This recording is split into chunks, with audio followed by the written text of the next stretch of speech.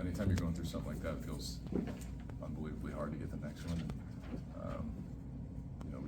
we've stayed together, and I kind of talked about it after the last game, but we got a good group, and once you get one, then you can kind of get some confidence rolling. Shots start falling, and things start going right. So it's always important to get the first one, and no matter how you do it, as ugly as it was, we got to find a way, and we did that. Drew, you reached 1,000 career points tonight.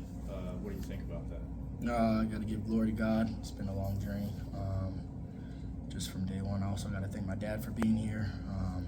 He woke me up so many times when I was in high school, middle school, sacrificed his time. So just thanks to him and my mom too. But it just means a lot, honestly. And then to end it on a win, it's even better. Is the free throw stuff contagious at the end? Yeah. Yeah. That's we got to be better at that. It starts with me, but we got to be better as a team. We got to make it. How important was it for you guys to get off to that start in the first half? Yeah, it felt good. The crowd got into it. It was a great crowd. They brought a lot of energy, and I think it felt good. See some shots go in, get some stops, and going into half of the lead, come out, give them a little punch, and then we were able to control from there. As scary as it got. Drew, you scored the first 6 for Iowa. You're having your fun with the crowd tonight. Were you gunning for 1K tonight? I don't know. I was really gunning for it. I just wanted to make sure we won this one because being in a whole 0-4 is tough. Especially to win at home, it feels even better. So you can take it however you want. Drew, coming off a tough game against Minnesota, what's kind of the mindset throughout the week to bounce back and lead it tonight? That game's over and done with. Move on to the next one. We got a lot of games left. Just take a mature approach about it. Is a corner 3 your shot?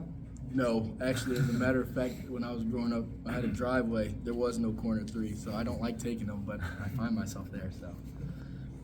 What maybe went awry that last 4 minutes? You guys were outscored 10-2. I thought we played pretty good defense. There were some tough calls, but those guys are human. Those guys are the best of the best as far as it goes for refs. So they make mistakes, but it came down to free throws. I think we had a ton of free throws that if you make them, probably win by 7 or 9. But that's how it goes sometimes, and we found a way without it. So that's what's important. Outside of that last little stretch, what felt different? Were you guys playing looser, or just why do you feel like you guys? Just seemed like it was kind of more cohesive. I think it was kind of desperation. It was playing loose. We knew we had to have it. We stayed together. The energy of practice the last 2 days was way better, which it has to be, and it starts with me as the leader. And like I said, getting one, it makes everything feel better. Sure.